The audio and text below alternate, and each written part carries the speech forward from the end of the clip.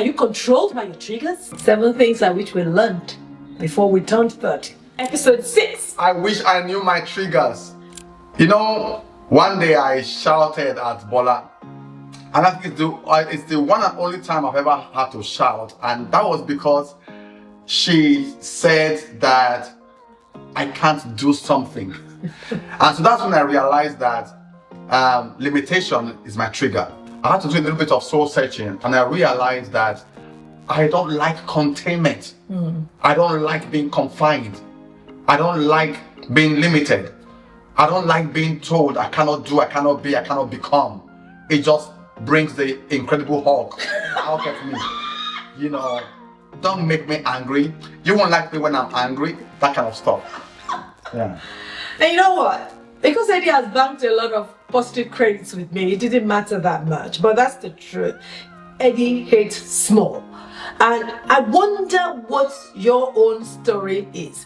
And there are times, not just with me, maybe even in our business or even in church setting, and when somebody says, oh, we can't do it, or we need to keep it small, say, don't keep me small, I refuse to stay.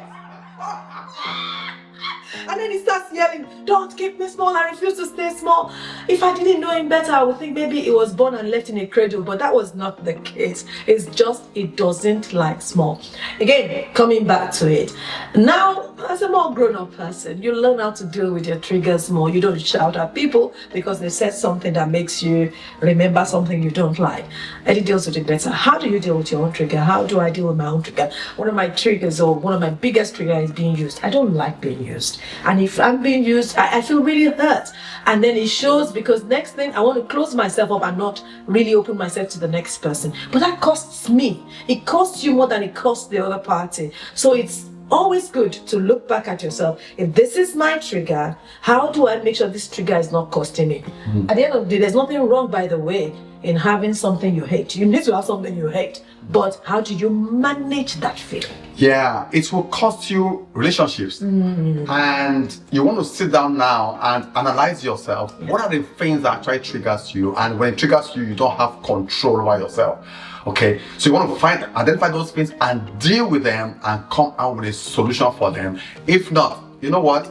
Many years ago, my dad bought a t-shirt for my sister. I still remember that t-shirt very well. It says, love me, love my mess. You know, in life, nobody will love your mess. So you have to take care of those triggers so they don't trigger something negative in your relationship.